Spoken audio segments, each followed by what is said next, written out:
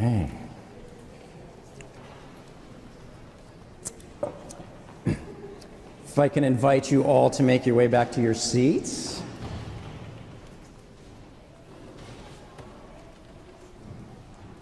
Wow. This service has everything, doesn't it? We've got baptisms, celebrating new life, and a next generation, and a new and renewed commitment to Christ. And then in just a little bit, we're going to have our commemoration of the faithful departed, where we remember those who have recently left this plane and entered into newer and greater life with God. It's all very circle of life, isn't it? We also have our altar of remembrance over here and our names in the book of remembrance.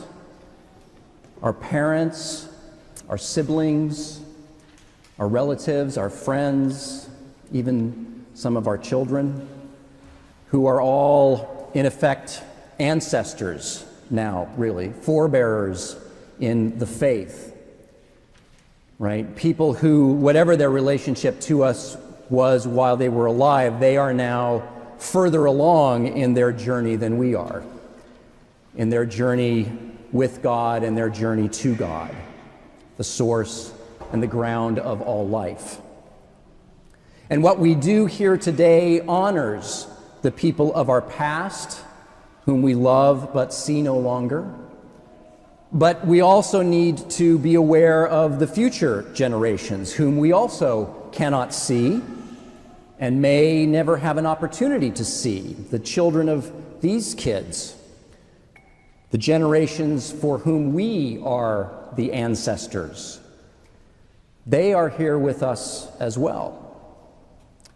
They are all here today.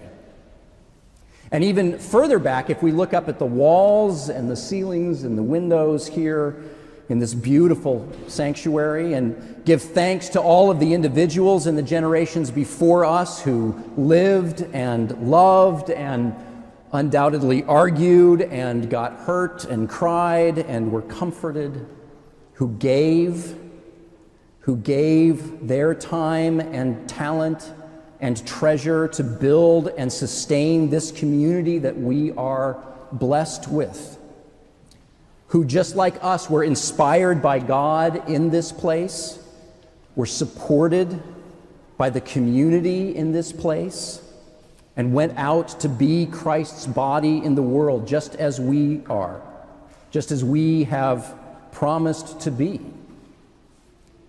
And again, we also need to be able to cast our vision not only back, but forward as well, and not just one or two, but 3 or 5 or even 7 generations into our future. We need to honor our descendants by what we do here today. We need to be good and faithful ancestors ourselves. Today, we remember and acknowledge them all. We must be aware of them all, those generations who have come before and the generations yet to come. They need to be in our hearts when we do this other thing that's part of the service, making our financial commitments and processing our pledges to the altar.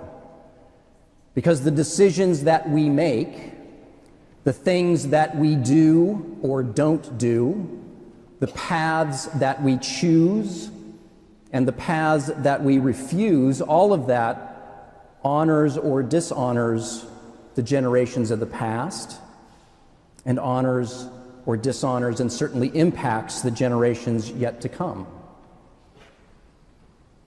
And then there are the people depicted in the windows, right? The so-called saints of the church, our most distant ancestors in the faith.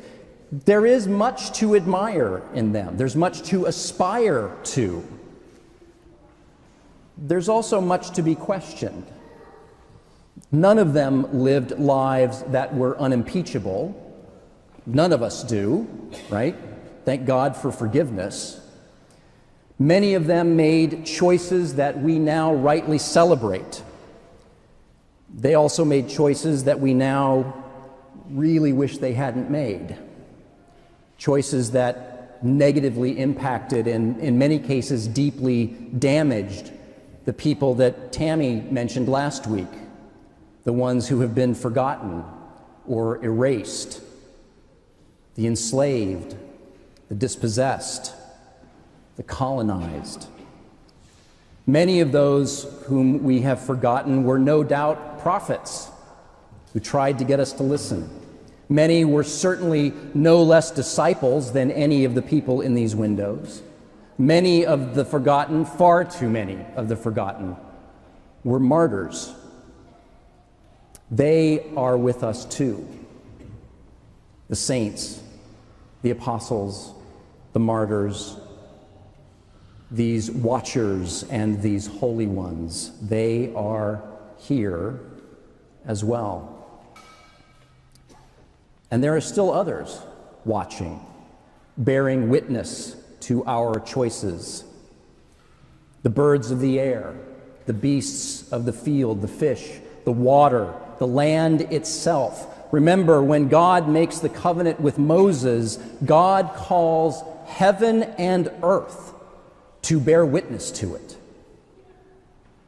Heaven and earth bear witness to how we treat them, how we treat one another, how we honor and sustain the whole web of relationships that we are part of.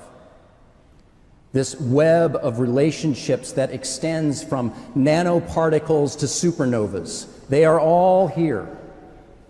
Past, present, future, near and far, micro and macro, they are all here.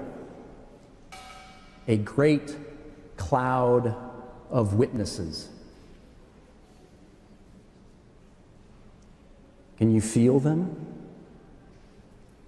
with us? The blessed and the woeful, the hungry and the fed, the weeping and the laughing.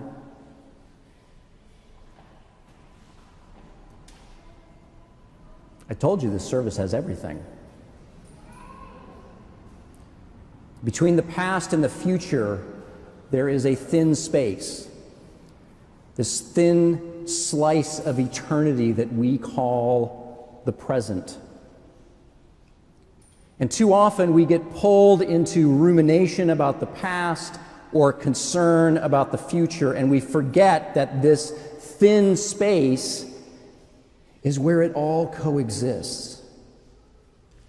This thin space which is eternity, which is God's realm.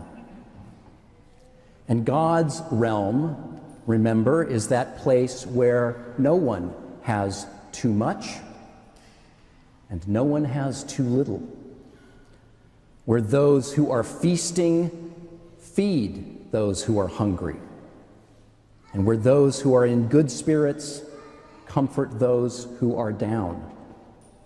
And no one is hated or despised, because everyone recognizes the inherent worth and dignity of every other thing, recognizes and honors and sustains the unbreakable bonds within this web of relational creation.